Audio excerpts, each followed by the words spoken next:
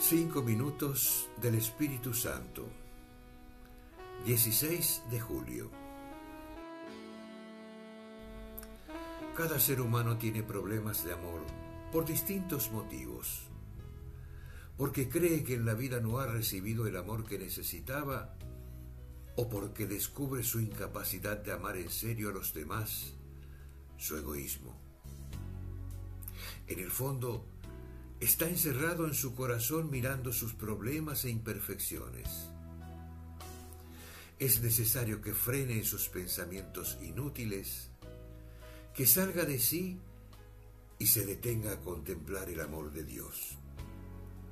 El sí es amor, amor puro, sincero, infinito, amor sin límites. Él es amor, eso es importante.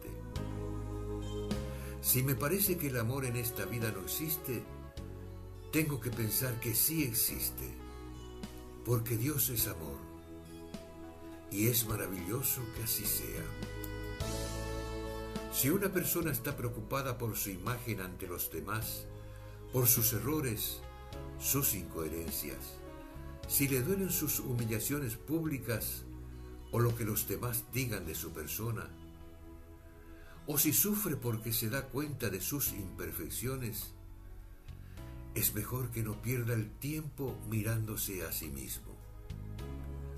Lo importante es que existe Él, el perfecto, el santo. Es mejor detenerse a contemplarlo. Eso es lo importante, que Él existe y Él es el santo. Pidamos al Espíritu Santo que nos saque de nosotros mismos para adorar a Dios, porque así encontraremos la más agradable liberación. Cardenal Víctor Manuel Fernández.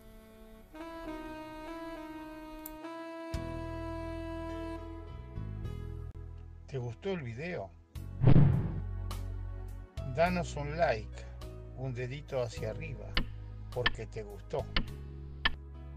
Entonces podés suscribirte al canal y tocar la campanilla, así recibirás nuestras notificaciones.